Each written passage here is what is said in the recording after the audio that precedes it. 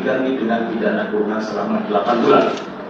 3. Menghukum terdakwa untuk membayar uang pengganti kerugian keuangan negara sebesar 420 miliar rupiah. Kasus dugaan penyalahgunaan wewenang dalam sektor pertambangan kembali menjadi sorotan. Vonis terhadap seorang pengusaha yang terlibat dalam aktivis ilegal di industri timah mengalami peningkatan hukuman secara signifikan. Pengadilan memutuskan hukuman lebih berat setelah mempertimbangkan dampak besar yang ditimbulkan terhadap keuangan negara. Selain itu, aliran dana yang dihasilkan dari aktivitas tersebut juga diduga digunakan untuk berbagai transaksi bernilai tinggi, termasuk pembelian barang mewah dan aset di luar negeri. Diganti dengan pidana kurungan selama 8 bulan. 3.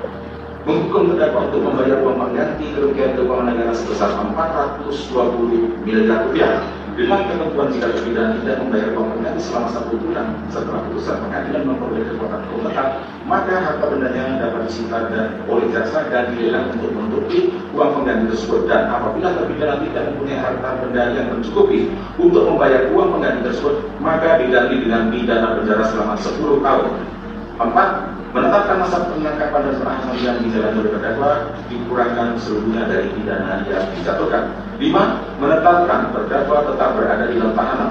Menyatakan barang bukti berupa sebagai berikut. Untuk meningkat uraian putusan ini, maka daftar barang bukti yang bukti tersebut dianggap telah dibaca dan menjadi bagian yang tak terpisahkan dari rangkaian putusan ini. 7. Membebankan biaya kepada biaya mengadili, menerima permintaan banding dari terdakwa maupun penasihat hukum terdakwa dan juga penuntut umum.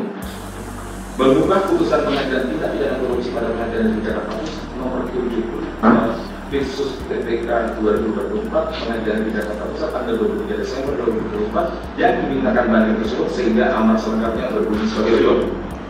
1. Menyatakan terdakwa Harvey Muiz telah terbukti secara sah dan meyakinkan bersalah melakukan tindak pidana korupsi yang dilakukan secara bersama-sama dan melakukan tindak pidana pencucian uang secara bersama-sama sebagaimana diatur dalam dakwaan ke-1 primer dan ke-2 primer.